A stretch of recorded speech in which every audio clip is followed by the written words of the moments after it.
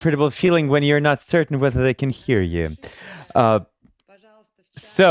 Please do write on chat whether you can actually hear me, whether you can see me, whether you feel good.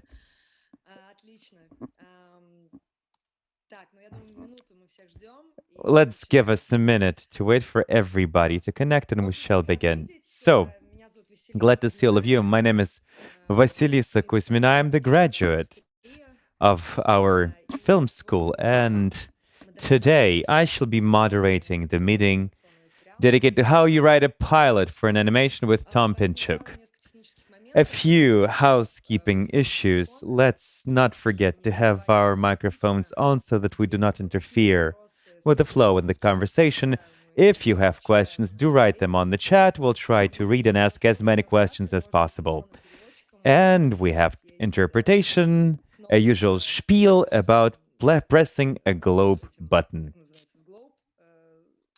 С глобусом, там можно выбрать синхронный перевод на русский и перевод на английский. Или без перевода на языке оригинала будете всех слышать. Поменять можете тоже в любой момент. Так, значит, начнем. So, shall we begin, right? I believe you are here because you know about our film school industry, but let me just briefly introduce the school. It was founded by Fyodor Bondarchuk, the venerated Russian director, together with Vodorod Film Company, production company. And the idea is to bring up the new breed, the new generation of filmmakers who will have a capability to work globally and work with the leading practices of the film industry internationally. So last year we hosted a range of similar meetings, and this year we're launching a set of courses taught by those very experts.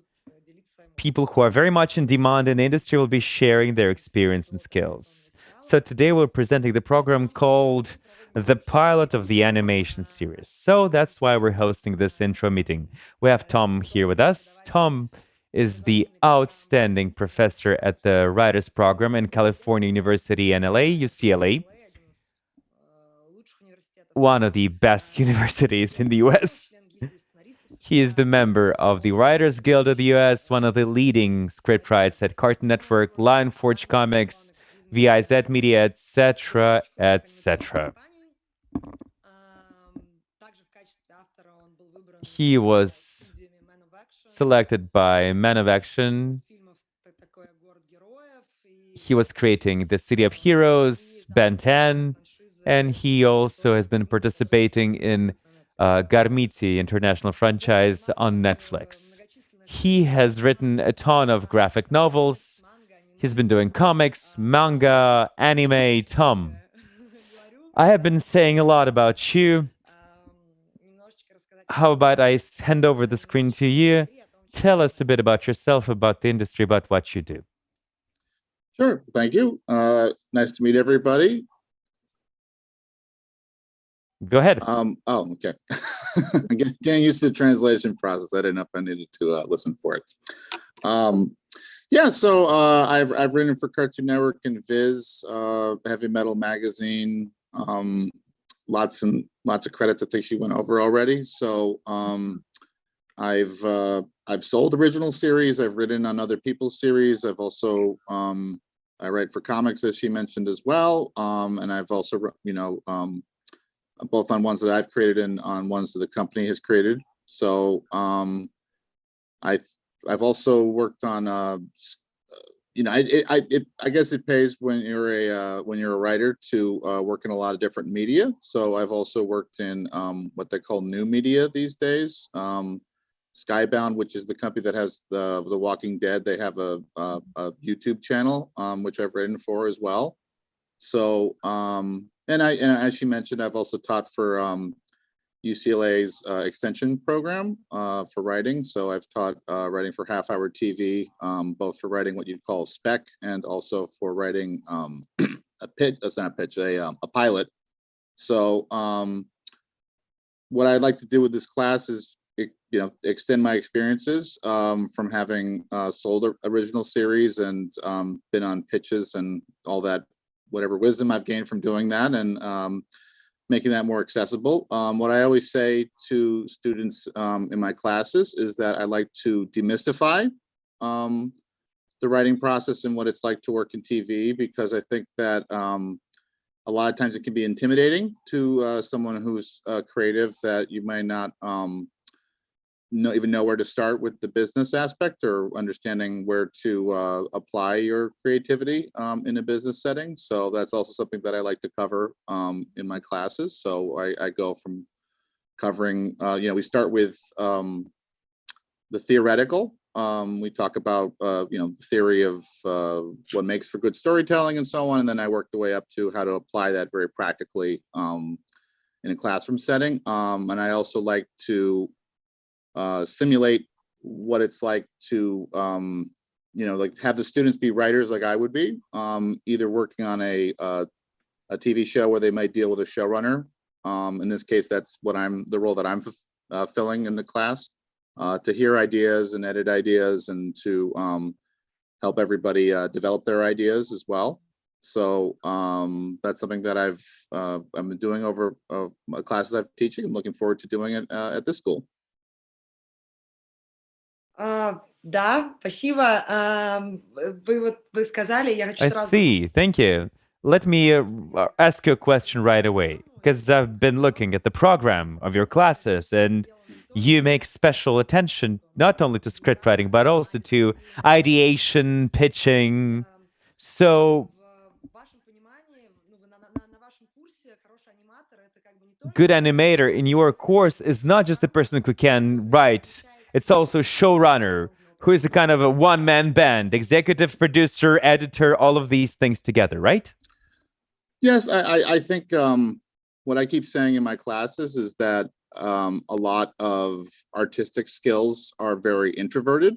You're a writer with a keyboard and you just go off in a room and you write a script, or you're an animator with a drawing board and you go off on your own. But it can be a trick that when you've developed a skill just that involves just you and delivering materials, it's worthwhile to learn how to express that in an extroverted setting. That's what I like to say. So it's not just having good ideas and being good at craft, but learning how to articulate your ideas and express them in a group.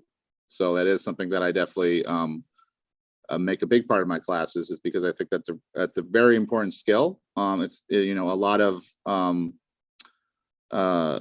working as a creative professional, whether it's an animator or a writer, is about balancing. You need to have a bit of creative, but you also have to have a bit of business sense too, and that's learning how to supervise people if you are running a show and just working with people.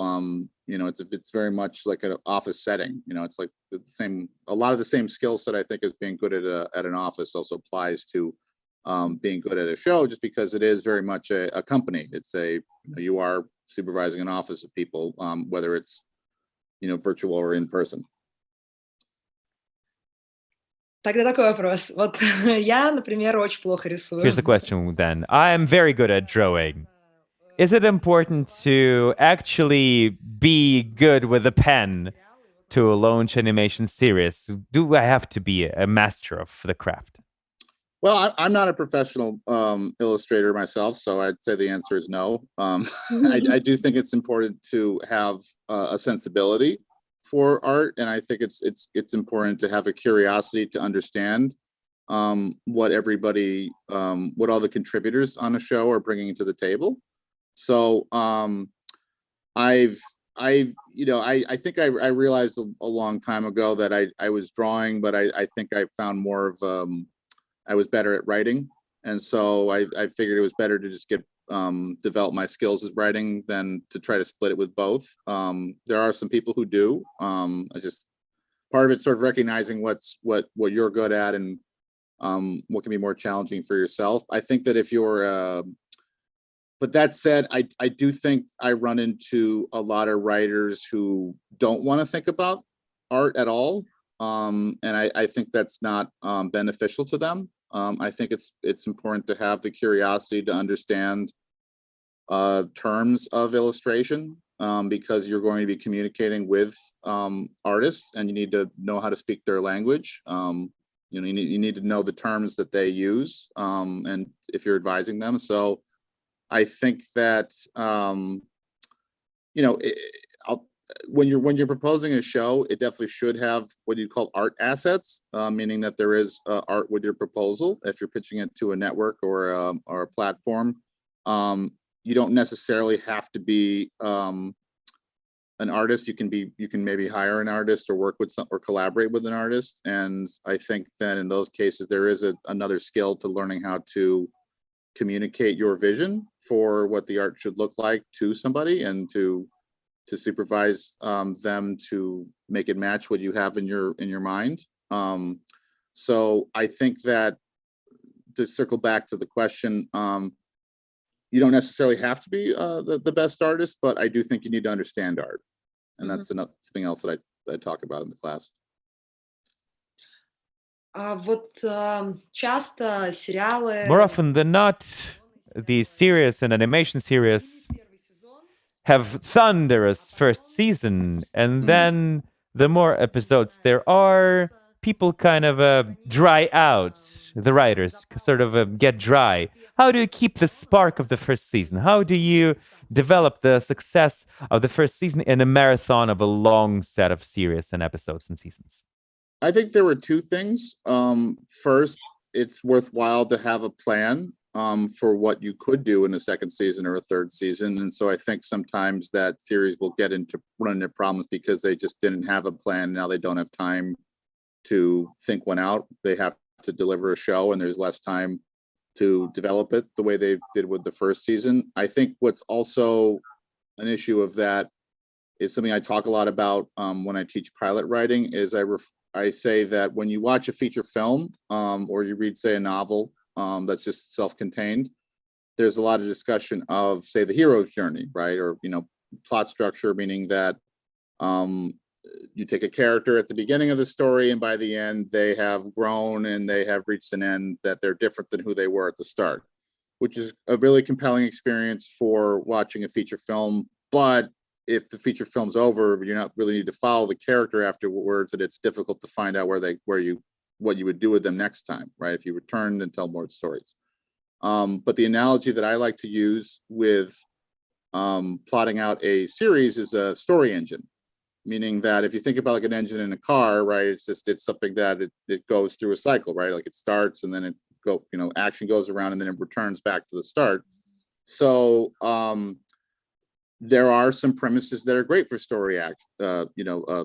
a story engine, meaning that they can go on and you can tell hundreds of stories, if not thousands, with them. There are others where you can maybe only tell 10, right? So maybe you can only tell the number of stories that would cover a first season, and then there's something about that premise that's inevitably going to run into a wall. So it's important to avoid that. And so that is that's my sense of it. I think there's there may not be, sometimes you can get very excited about an idea at the beginning that you maybe can only tell a handful of stories versus a lot, and that's something that takes a lot of care to craft. So I think the more successful stories find those better engines. So that's my take on it. Mm-hmm. Есть два типа. There are two types of animation series, for adults and for kids, majorly. What's the main difference? And by the way, which is more lucrative today? Which audience should a young specialist should take into account more, kids or adults?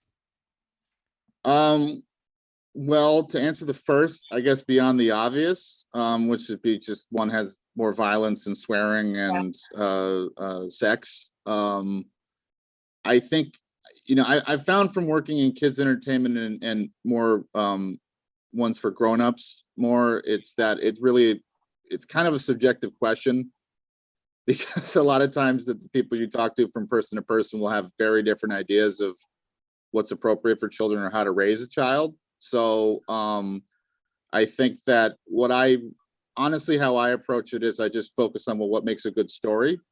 And I try, whoever I'm dealing with, I try to just make my best judgment about what's going to be acceptable or understandable to kids or adults, you know, depending on which project I'm on, or I just more often I let the client tell me. But it can be very unpredictable. The example I always like to bring up was that on Ben 10, when Ben 10 debuted in the 2000s, and there was a big concern about childhood obesity in America. And so they were saying that they didn't want to show him eating junk food. They didn't want him eating candy bars or, you know, hamburgers or what have you, because they thought that was a bad influence to children. And then 10 years later, when I was working on it, I had done my research and I thought, okay, well, they don't want him to eat junk food. They always had him eating smoothie or drinking smoothies as supposed to be a healthy snack, but even that's, I guess, debatable. But I wrote a joke in the script where he would eat a granola bar as opposed to a candy bar at a vending machine, and then the story editor I was working with said, "That's silly. Kids don't eat granola; they eat candy bars. Just make it a chocolate bar." So I think about that as an example. I think about a lot where sometimes people's concerns about what's the raising of children sort of changes from time to time. So I don't know if obesity is less of a problem now than it was then, but maybe just people don't care about it as much now as they cared about it then. And so that's something where it's very hard to predict with who you're talking, what you're making for. I think you can kind of second guess yourself too much until it's better to just submit something and within reason, obviously. I mean, I wouldn't send a series intended for kids and have it full of, sex and swearing. I mean, that'd be very silly, but there are smaller cases where it's a little tough to tell. And so sometimes I find it's better to just learn, just see what the client says or what the company says. And that's also something that I talk about a lot in my class, is just learning how to think on your feet. Just learn how if you're creatively, you may have an initial idea and there will be challenges that come up when you submit it. And people may say, we need to change this, or we can't get this actor anymore, or we can't, we had to use a different villain. If it's a kid's show, then, and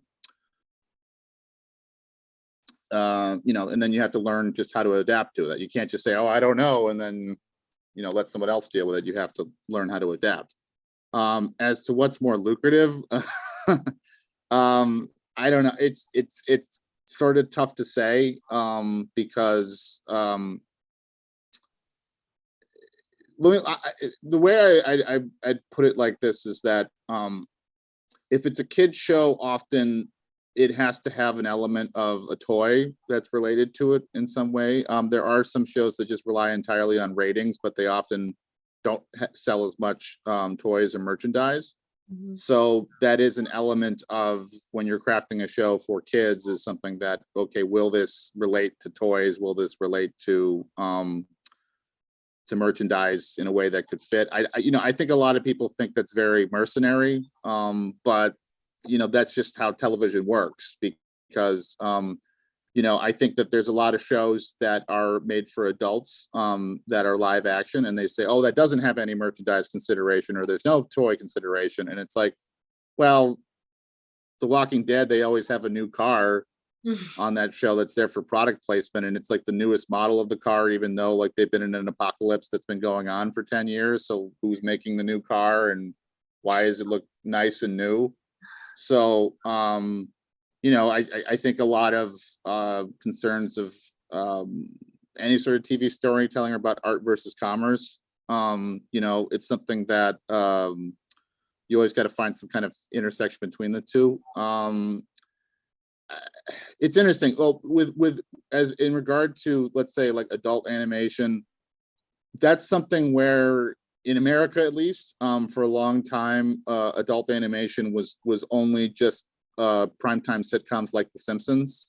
Mm-hmm. The notion of something like Castlevania being a recent hit just wasn't done in America, or just very rarely done. And so a lot of Americans would look at Japan and they would be envious because there would be a lot of anime shows that were geared toward adults and they would be successful.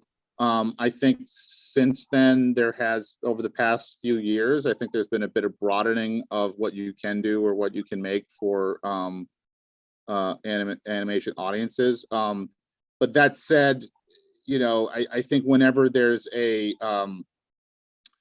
even when there's an adult animated show, there's always merchandise, right? There's Bart Simpson T-shirts and there's Castlevania figurines and so on. So that will factor into that. You know, it's tough to say. I think that sometimes I think what I would go back maybe just without that is something to consider, but maybe what I would suggest to anybody who's weighing that is it's important to understand like which you're passionate about, because if you do like if you like kid shows and you're always a big kid at heart and that's what really entertains you, I think you should pursue that. If you do like a more grown-up storytelling and that's what really excites you creatively, I think it's better to pursue that. And it's more often that whatever field that you're working on, people would rather be getting entertainment from someone who's passionate about what they're making versus someone who's doing it reluctantly. You know, I guess it's maybe, and so that's something that I think I've seen. I could do a whole lecture about this, but I guess I've seen people where they will get successful in one area or the other. You know, they may like kids stories, but then they got stuck telling adult stories or vice versa. And they get frustrated, and then I don't think in my observation, I think sometimes they don't go as well as they don't go as far as they could just because they're not as passionate about what they do. So I guess that's the best answer I could give to that. There's a lot of implications, I guess, to both those questions, but I hope that makes sense. Нет, все понятно. No, it's pretty clear. Thank you. Next question here I see, and on the chat we have the question echoing one of my prepared questions. Where do you search and find inspiration for original stories and characters? Or maybe you always borrow something from fiction, from literature, from books? What do you love to do best? To come up with original ideas, or maybe do something based on a different story or a book or fiction, or maybe life experience, life story, true events? I think inspirations comes from anywhere. I think ideas come from anywhere. I think there's been a lot of successful series that have come from people's life experiences and about their you know, their family lives. I think you know, Matt Groening would talk about basing The Simpsons off of his family, but then you also have very successful shows like Game of Thrones that were very clearly inspired by Lord of the Rings, and the author talks about how he wanted to come up with the idea to address things that he was frustrated about when he read Lord of the Rings. So I think both are valid. As for me, what I've found lately is I get a lot of inspiration from reading either classic literature or from reading nonfiction. And weirdly enough, I think the drier the research is, the better the ideas are. But I think that the pitfall I think a lot of people can run into is I guess you can debate where good ideas come from. I could say where fresh ideas come from, and they come from where everybody else isn't looking. So what I always caution, and this is something I had to learn myself over the years, is that you may walk out of a blockbuster movie or something that's very successful, like let's say, you know, the new Spider-Man movie, right? And you have an idea of, well, what if I did a riff, you know, if I turned the premise on its head, or if I focused on this character over that character, or if I gave it a different ending or so on. And, you know, I think those are valid creatively, but the problem with that is that if it's a movie that millions upon millions of people have seen, and a lot of them may also be creatives like yourself, it doesn't matter if it's like 0.5% of them got the same idea. That's still a lot of people. Mm-hmm. Versus if you're looking at wherever people aren't looking at the moment, then that's, you know, just by nature, your idea is going to stick out a little more. But sometimes, you know, I think the trick with that, you know, I think the balance with both of those are, you do want to be somebody who reads a lot and watches a lot and has lots of ideas about what's popular, because otherwise it may be too obscure. But you also want to be getting inspiration from places that people aren't looking, that will be obscure. So it's tough to find. I think you have to find like that kind of precise balance between the two. And that's, you know, I guess that's my best assessment of it. But I do think just maybe what I always caution anybody is that just be careful about if your ideas are always just based off of like, well, I saw this blockbuster, or I saw this read this bestseller that everybody's reading or watching right now. You're maybe setting yourself up for some heartbreak, because, you know, you may think that you have a really novel, not novel, but a really unique take on it, but then a lot of other people will at the same time. Ну, тогда расскажите вот. Okay, how about then you tell me about your backstage. How do you develop characters in the animation series? For example, you have an idea. How do you elaborate on it? Well, I think maybe from a practical concern, if you're going to try to get an original series on TV, you do have to have what's called a pitch deck, which is it's like a presentation that will have a description of who the characters are and what kind of stories you're going to be doing, and what the setting is. So I think that there's always the initial burst of inspiration. So you're always trying to reach for that and try to capture that while it's still in your mind. So I have a notebook that I just keep on me all the time. And so if I get an idea, I just try to scribble down as much as I can while the ideas are coming to me. And then the pitch deck is about taking those ideas, which can be very messy. They could be, you know, some random, and trying to sort them out and make sure that they're coherent to somebody else. And I think that's the real work. So, you know, I think it's just that I have a template where, okay, this is what my pitch deck should look like. So it has the criteria I mentioned, or the categories that I mentioned. So it's like, here's the list of the cast of characters, here's the world, here are potential episodes, and I just fill that out as quickly as possible. And then I spend the rest of the time after that really rewriting and refining all of that to make sure that it's presented clearly, because that's a lot of communicating your ideas, which I'll go back to. You know, I talked about you know, learning how to articulate your ideas.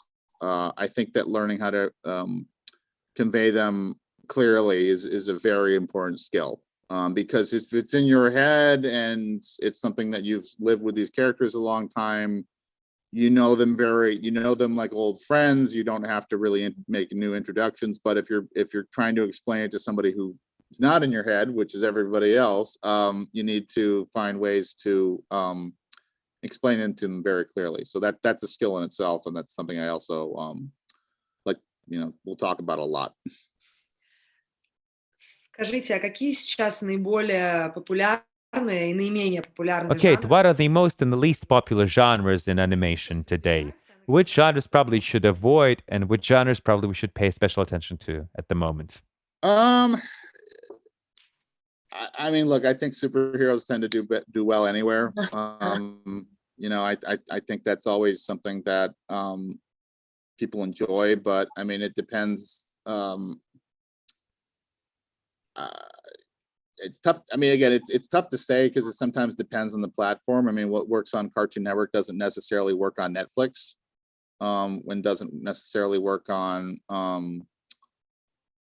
you know, Nickelodeon, you know, being another vendor. I think that typically, look, what I've seen is that the three big categories, I think, in American animation for kids are usually action, adventure, and sometimes I would say superheroes, but sometimes they don't necessarily have to wear like a and a mask, or they're you could think of Star Wars as being a superhero show, which I would consider that. Then you have comedy series like SpongeBob that are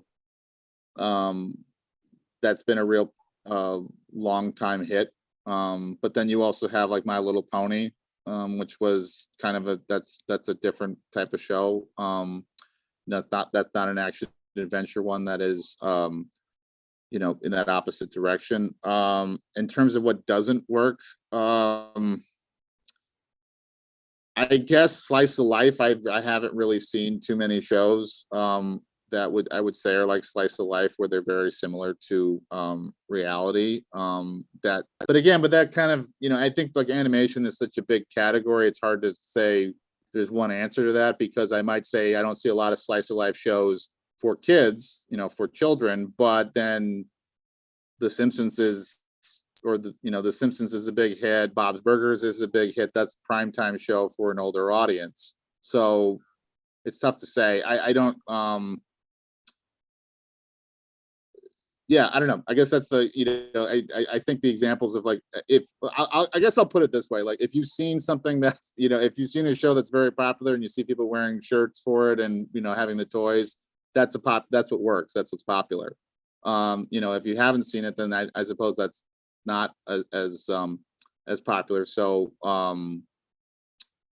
as opposed to say what works, it sort of depends on where you go. I guess that's, I think it's tough to give like one answer to that, I think, but I think I think what reliably works are kind of the categories I talked about, is that you can make a comparison to say, a show like Ben 10, that's a show those are popular. A show like SpongeBob, a show like My Little Pony, or Gravity Falls was another series that was a big hit recently. So Avatar: The Last Airbender, I think, has been a very successful brand. There's also a lot of overlap between that and like what's successful in the movies now, because they keep making live action versions of these. So like G.I. Joe and Transformers and the Avengers had all been, they had cartoon series of those prior to them being these live action movies. Еще хотелось поговорить про то, что, не секрет, что сейчас аниме популярен, мне кажется, как никогда. No secret that anime has been experiencing unprecedented popularity, and among adults as well, not only amongst kids. What's the specifics of launching anime series, in addition to obvious drawing issues? It's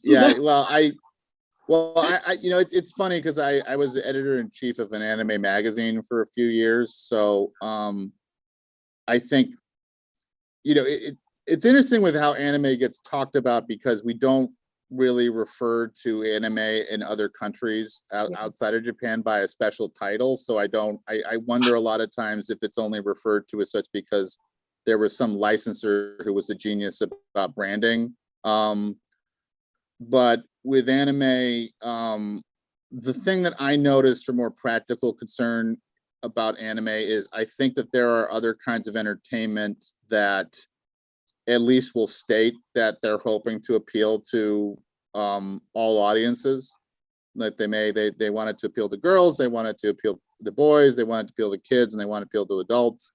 What I noticed about anime is that they don't tend to bother with that. Like they just say, we have a very specific demographic and we know what that demographic likes, and we don't care if other audiences aren't into it. So I think that a lot of the success of anime is you might have a show like Dragon Ball Z, and that's a show that is very targeted at young boys. I mean, it's labeled, the labels in Japan are literally young boy, young girl, teenage boy, teenage girl. And they'll really double down on, well, what do young boys like? And then I think as a consequence, like I remember when we would run articles or would do these features about Dragon Ball, and I would run into people who worked in entertainment who couldn't stand the show. Like it really just got on their nerves, and all the shouting and all the fighting and so on, and they didn't like it. And I think that was that wasn't an accident. I you know, because also we would cover, say, Sailor Moon, and that was in a lot of ways very opposite to that. It would have a lot of things that would not appeal to the Dragon Ball audience, but would appeal to its own audience. And but then on the other end, you sometimes would talk to people and say, I can't stand Sailor Moon. I don't, you know, it's so silly, and I don't get it, and it's so so that's what I observe about anime, is that there's whatever direction they go into, they go hard. Like they don't, there's not really as much of an effort to try to find a middle ground. So you may have something like, you know, I remember when Ghost in the Shell was first coming out, and the whole advertising for it was, this is not your parents' cartoons. This isn't kiddie stuff anymore. And it would show like this woman in you know, in a cat suit that made her look like she was in the nude, and like, you know, the images would be someone's head getting blown up with an Uzi. You know, so that's you know, whether if that might not be your taste, and it's not, you know, there's a fair number of people who that isn't their taste, but there's also a pretty big audience who it is their taste. And so because they feature more of that, they get more excited about it, and they get really more fanatical about it. So I think that's something that really does differentiate anime, I think, or at least like animation produced in Japan, I think, from other markets, is that they just, you know, it's very targeted on what's your demographic and who does, you know, what do they like, what do they not like. You know, something else I found kind of amusing was we were covering the show Full Metal Alchemist, and they would have 60 episodes of this romantic subplot where the two characters, they like each other, but are they going to get together or not? And then by the end, they do get together, but they never kiss on camera.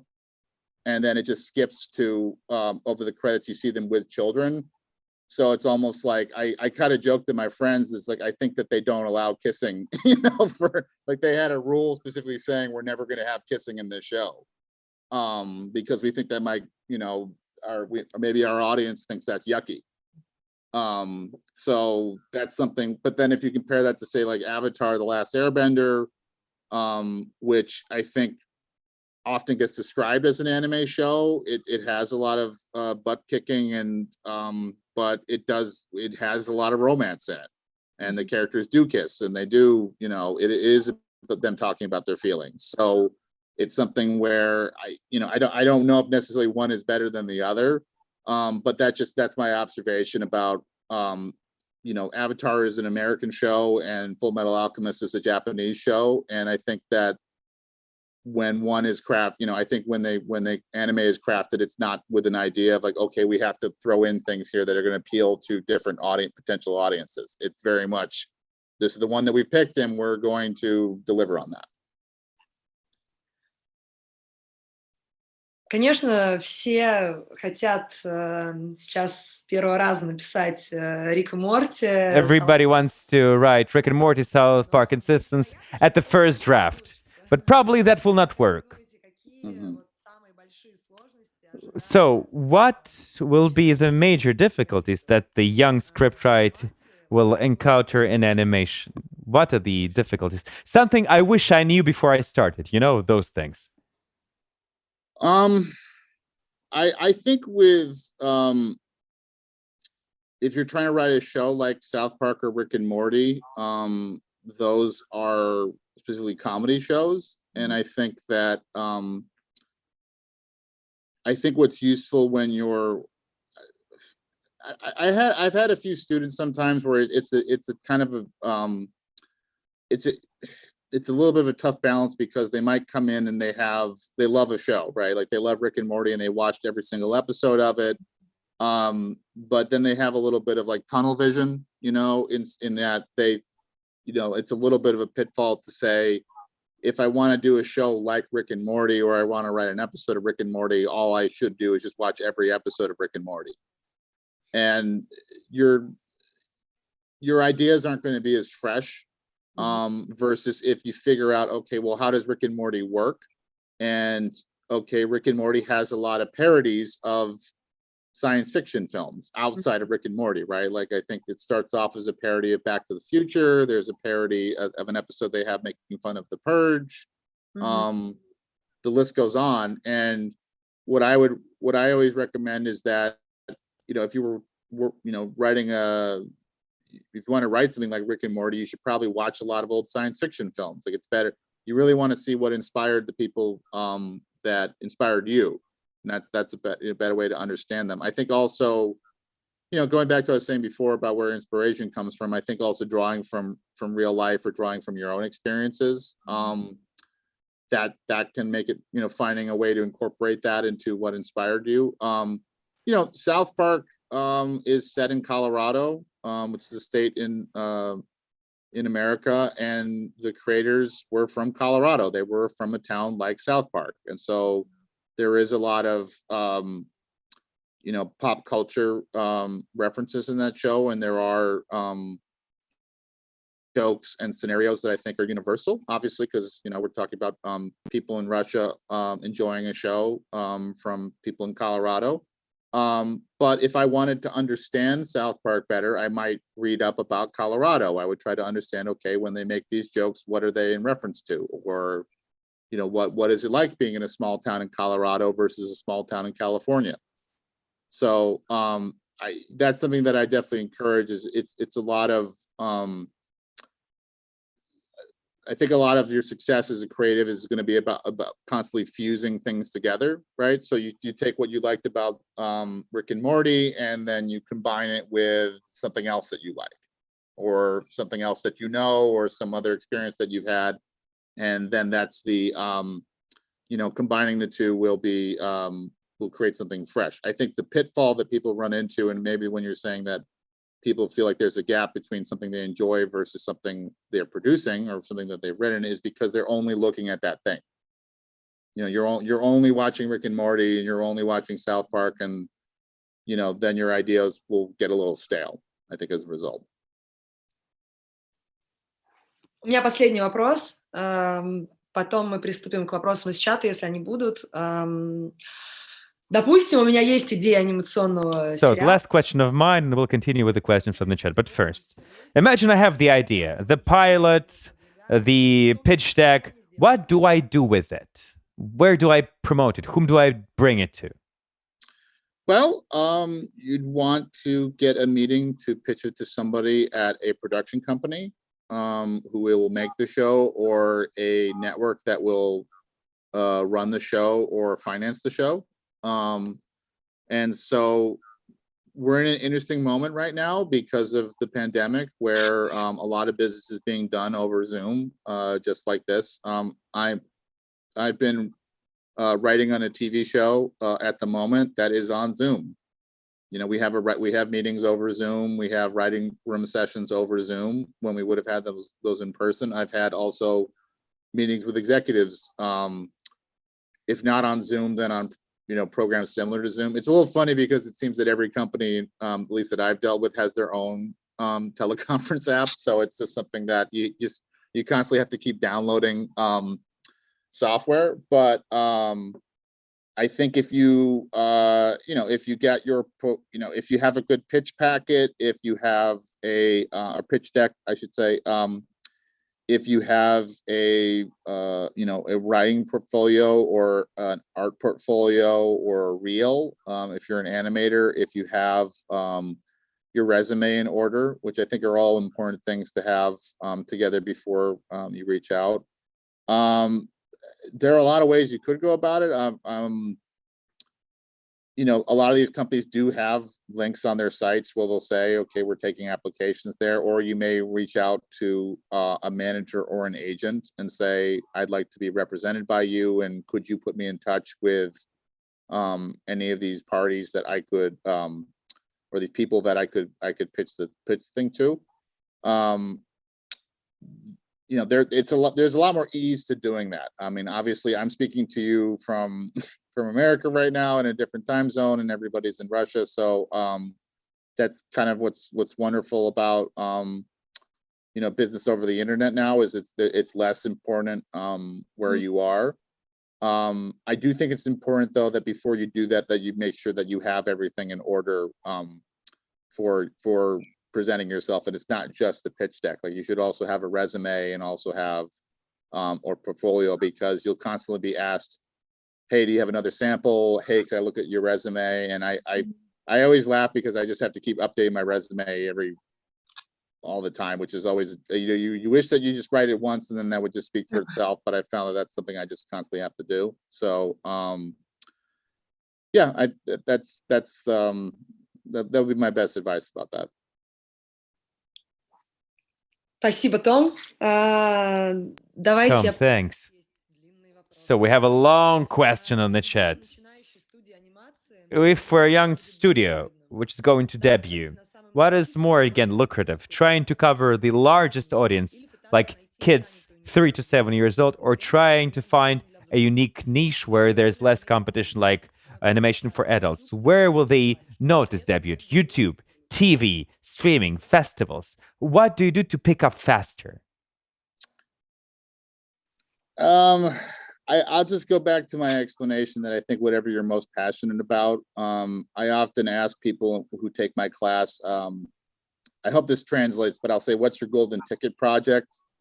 Which is, it's like Charlie and the Chocolate Factory, right? He gets the golden ticket to win the chocolate factory. And so I often ask students, well, what is your golden ticket project? Meaning that if you just got a blank check, and someone told you could do whatever your heart's desire would be, what would that be? And it's actually a question that when I run by students, it's very rare that I actually run into somebody who can give me an answer to that. Like when they're put on the spot, they don't actually know. They say that's a hard thing to pick. But what I have noticed is that people who can give a good answer to that usually do the best. And so I think a lot of those considerations you have, it's very, sometimes it's a little it's difficult to plan ahead for any of that. Like you may say, oh, well, this is in or that's in, or this is what's played well, this is what hasn't played well. But if it's something that you're losing sight of what you're passionate about, I think people can tell. And so I think a lot about like a lot of success stories, like say The Walking Dead.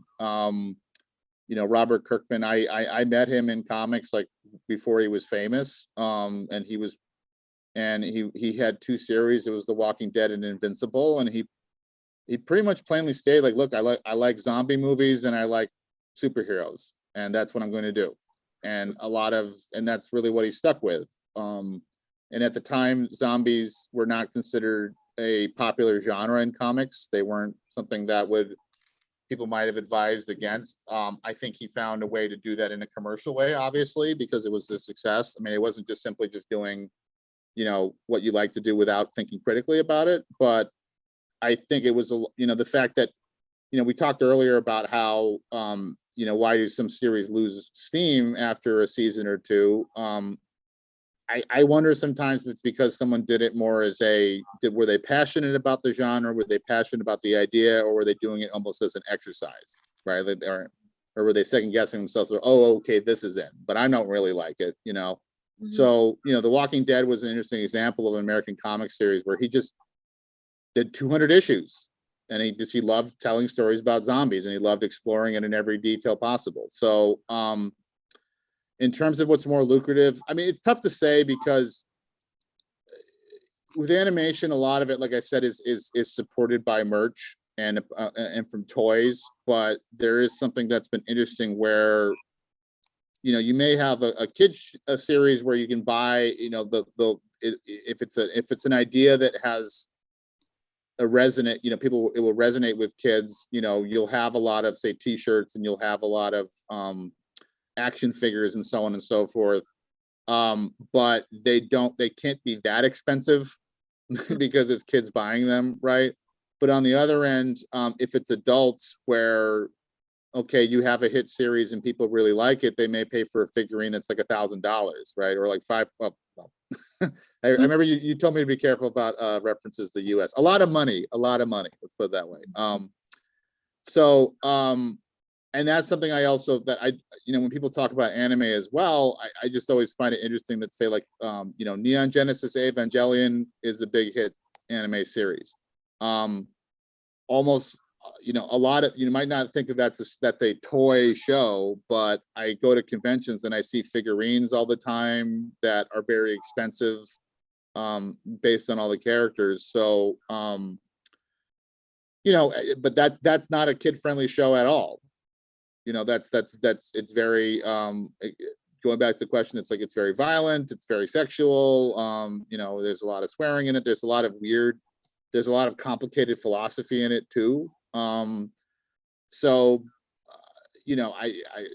I would say that was a very successful franchise, but it's also something that I can tell that when I watch it, that the creator, this is an idea he's passionate about. This is a genre that he loves. He loves, they call that mecha. And so,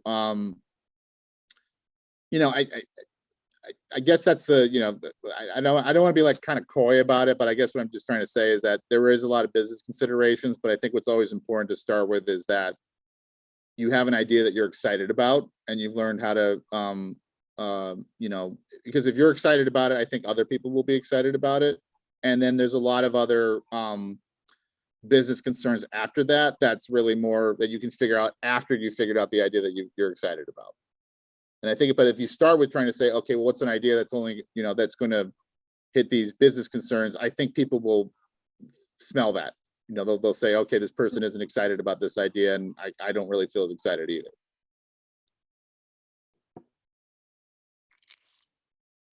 Да, мы прошли все вопросы, Okay. которые у меня были, которые были в чате. I think we have actually answered all of the questions. I'd like to thank everybody who was with us here today, and especially Tom, you. Thank you to everybody who was here. We'll have much more meetings with international experts, many more meetings. So there will be a link on the chat. Please pick a lecture, get inspired, and get more inspiration from truly exciting people. Thank you so much for being here with us. And bye-bye. Have a good evening. Thank you, Tom. Thank you.